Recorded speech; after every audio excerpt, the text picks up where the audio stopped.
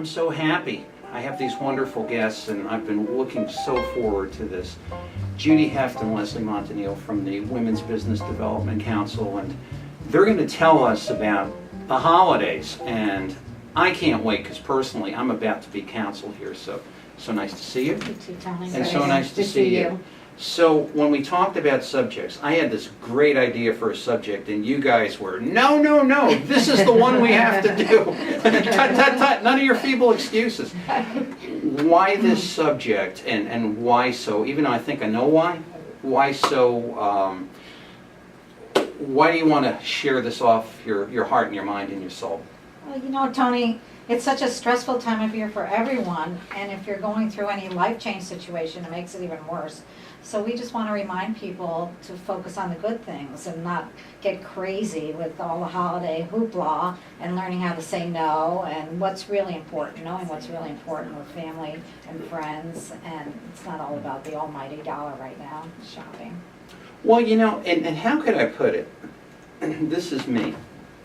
We grew up in the same town. And I can remember one time I got a Christmas tree out. These guys here, the people that work for me, I'm breaking with tradition. I am doing a Christmas tree this year. And I was doing a Christmas tree about December 5th, and my parents were looking at me saying, it's way too early. You know, you need to do that like December 10th or something like that, you know, December 15th. Many people did it Christmas Eve. It was, you know, you chop the tree, you bring it back. I walked into a garden store in October 5th, my lawnmower busted. I went to buy another one, and a whole room, everything, you know, the music, the, it was, you know, overwhelming. And I thought, this is October. Is it the fact that holidays are, shall we say, they're compressed upon us more soon that makes it more difficult for people? Because you don't have that little brief window anymore. You really have like a 3-month period for holidays. I really think that the retailers have come into our lives for all the holidays. They all tumble one after the other, whether it's Halloween and then all of a sudden it's Thanksgiving, and way before Thanksgiving, Halloween was being taken down and Christmas was being put up. So it really does make it more stressful for all of us to start thinking about the holidays coming, but we can take that stress and we can turn it around and start focusing on what we can really do to make the holidays meaningful. And it's not about the stores or the retailers or buying the gifts, but more about the people in your life. And Judy and I were discussing that one really great way to start focusing on the holidays is perhaps making a gratitude journal. And beginning with the letter A, calling it 26 Days of Gratitude every day, write down 3 things that you feel grateful for. So by the time the holidays are in full swing, you will have a completely different focus than what the retailers want us to be thinking about, which is the gifts you're buying, or the trees, or the food, or everything that goes along with that. Leslie, you hit on so many things, because I was raised Catholic, and a large part of Christmas in those days was Advent, the Advent calendar. Every day had some type of a meaning to it. Say this prayer, think about this, do this act of kindness, on to the next day, same thing. So your focus did shift by doing it. It's that same principle that you talk about.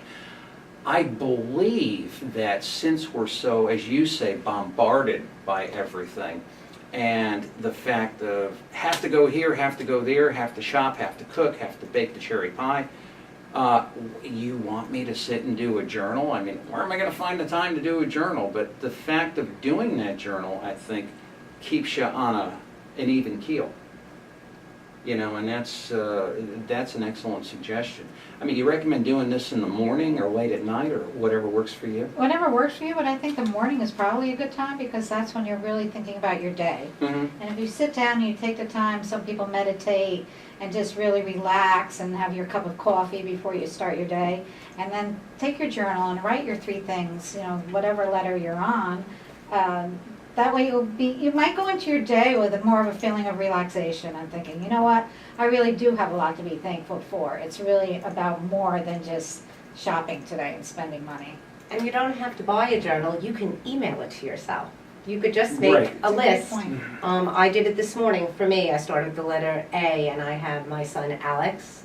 I have a dear friend Anna, and I'm also thankful for assisted living because Right. it helps me with my mother. Mhm. So those are 3 things that actually put me in a really good mood today while I was driving up here to meet with you. So Well, the very wise old man told me once is whenever you're feeling, grousing and depressed and angry and whatever, I might give in to that every now and then. Think about some things that you have that money can't buy. Yeah, who can buy your son? It's like there's so many things like that. well, you can't buy an act of kindness.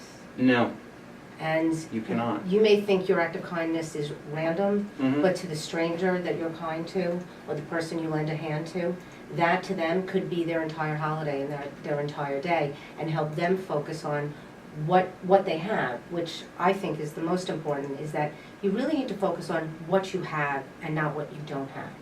And the retailers want you to focus on what you don't have and what you need to buy. Let's talk about that. You had a thought. I was going to see. say also, and I just thought about this now, we haven't talked about it, but when you do start the day off with a gratitude list, and then you do have to go grocery shopping or gift shopping, when you get in that line to check out, think about that person that's working behind that register and greet Mhm. them and ask them how their day is and be thankful and generous to them.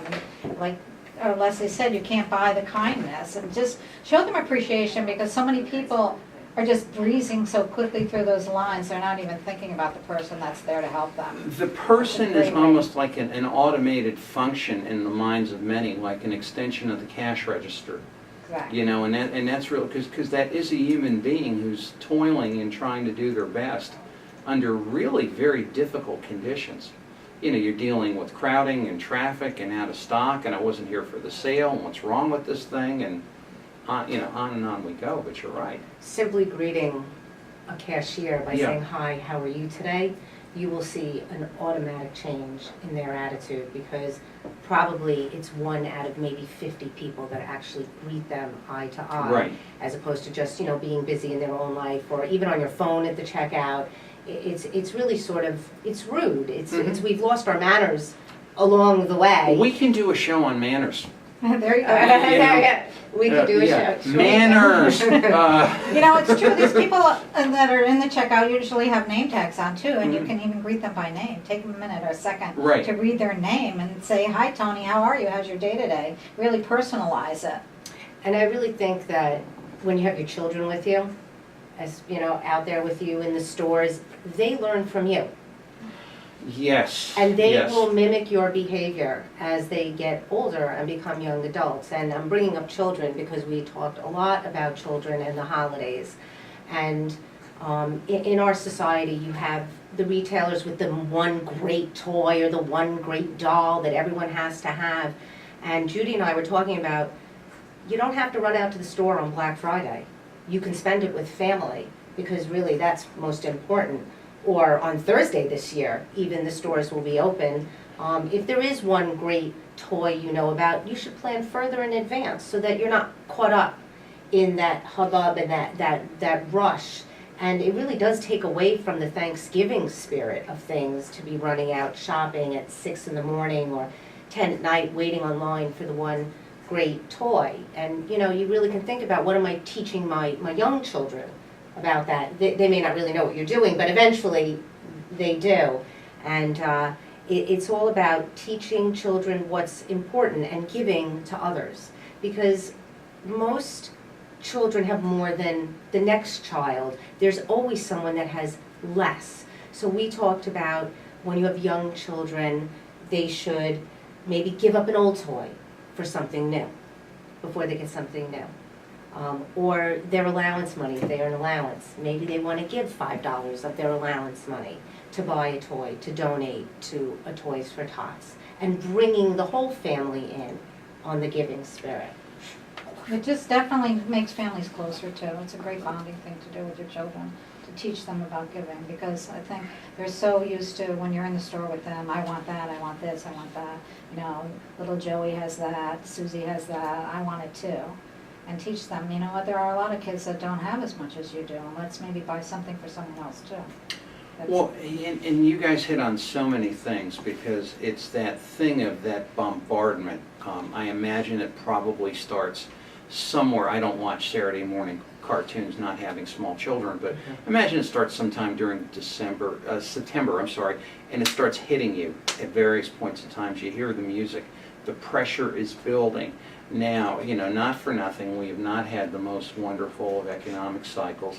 There's way too much stress, there's way too much debt, there's way too many unsold homes, there's wage dilution, job insecurity. I mean, ills of the world, we can go on forever. So here is, you know, Joe and Susie parent, or shall we say Susie parent in a lot of cases, who's like, I have to do all this, and I have to provide for Christmas too, because I want to provide the Christmas that my mother and father would provide for me to my children. And really, I don't want to say it's an impossibility, but it is an incredible undertaking, to the point where people are just flat out. And they, as you say, they have this social pressure where they feel, I need to do this. How do you combat that? I mean, yes, the gratitude journal. Yes, do something for someone else. But, I mean, is it really time to take a step back and say, I don't have to get full tilt on this merry-go-round. I have to look for the true meaning of what's here? Or are there like just a couple of things that you could do during the course of a crazy day to say, okay, I caught myself, I'm not getting off into that? No, I think one of the things that's, you know, you get so many invitations this time of year. You know, there's so many parties, business, social, your children have parties. You need to really look at that and say, you know what, I'm not going to say yes to everything. I just can't do that. I need to, you know, spend some time just to maybe stay home and relax and think about what I'm doing, or just have this time to look about the gratitude, meditate, or whatever it is that you do to relax. You know, watch a family show with the children. I don't think that happens too much anymore. You know, just take time to know what's important and what's not, and not try to jam everything into this last month of December. Well, I think what you can do with children is you could go back to doing some things that are more old-fashioned, creating a gingerbread house, doing it with your children, and they can give that as a gift to somebody, or baking cookies, or baking pies, or something like that that's fun, it's in the kitchen, it's interactive, and those are wonderful gifts to give to people who don't have, because it's your love and care that went into baking the gift, as opposed to going out and buying the wrapped up chocolates or, you know, other items you can find along the way, that you actually took the time, and you certainly would save a lot of money by not buying the gift. And really, you can make cards, kids can make all kinds of things out of construction paper, which we really don't use anymore, but they can also do things on the computer. I think doing things as a family and getting together and deciding what's most important, what do we want for our holiday this year. Maybe we want to trim our tree and have a few friends over and open up our holidays to others. Open up your holiday table. Invite the parent that doesn't have the significant other with their children over, because you know you're making far too much food than you can all eat, and there's so much leftovers, and you're never going to finish it. So open up the holiday table, bring somebody in, invite them over, have someone over for a meal, offer to babysit for that single parent, you know, offer to help them out during the holiday season, because that's an act of kindness that will go a lot further and be remembered than any gift you can buy in any store. Well, I can remember, and I know we're coming up on a break, but I can remember many years ago where I had absolutely no money. Perhaps that's remained consistent, but and I was thinking, well, what can I do? How can I, you know, partake of the holidays? And I would be surprised at the number of free concerts, free chorales. You're walking in New York, you go to the just the atriums of the building, and you would see professional musicians Like one year I walked in and I saw Eddie Layton, who was the Yankee Stadium organist, was playing a free concert. He was playing holiday music. And I was wiping the tears from my eyes. Had absolutely no money. Just got married. Started a new job. And it's just like, you know, those things are still out there if you look for them. There are a lot of free concerts. There's one in the MetLife building. Mhm. I walk in there to go to Grand Central and I see they have it set up at Christmas. They have the decorations set Yeah, it's up. the and they building I have- worked in. Yeah, it's Yeah, a it great was the concert Pan they Am have then. there. Yeah, the Pan Am building. I've stopped there on my way to the train if I've had time and listened to the Yeah. concerts. It's been very good. And even in the malls, I know in our local mall, they Mm-hmm. have students come in Mhm. and do concerts, musical concerts, Yeah. which are great. Just Really neat instrumental. things. And it Yeah, just there's a kind lot of, you can do. there's just a have to lot think you about can it. do. You can check your local community boards.